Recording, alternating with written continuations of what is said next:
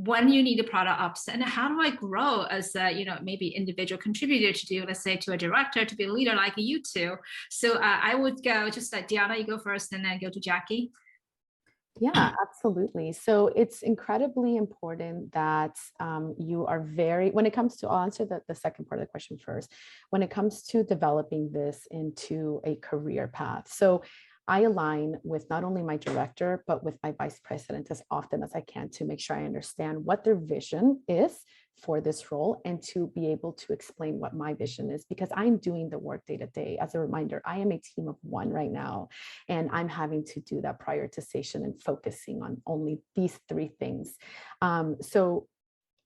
I've also made a visual of how I want the team to develop in the future. So originally it was, as I mentioned before, we have 6 product domains. And the idea is like, we're going to have a product ops manager or specialist and sit in each one. I don't necessarily agree with that vision. What I would like to have is to build my team of specific specializations. For example, I'd love a data analyst, a program manager, a project manager, because all of this is going to help enable the product managers. Now, and I'll actually hand it over to Jackie now to help to answer. Yeah, so staying backwards, I think in terms of the growth part, so there's the hard skills that you kind of pick up over time, right? The more you do something, just general experience that you gain, the better you get at those hard skills that are necessary to complete the job. What rounds it out and I think helps you grow is your aptitude for relationship building and the soft skills that you can pair with that.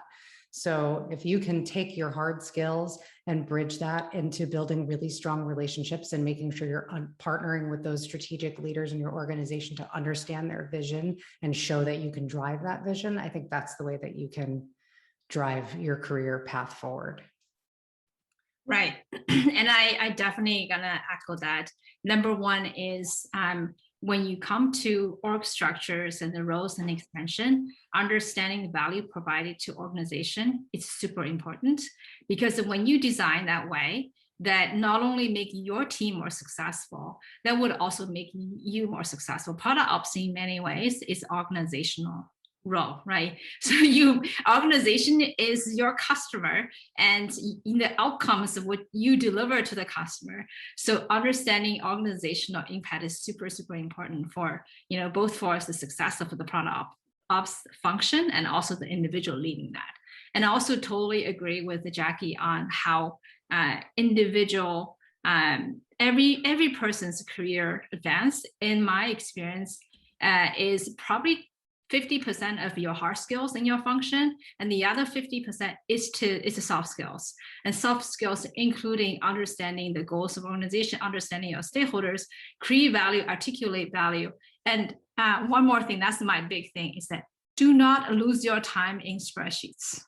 When you become invisible, you are invisible. And when you are invisible, your organization is invisible. So it's a lose-lose situation. I'm not saying you go out to say how great you are, but if people have to come to you and your amazing spreadsheet for information, it is disservice to everyone. Because then there's the information holding process. There is just a lack of access to quality real-time information that really causes challenges in the scaling part of the organization. So that's my thing.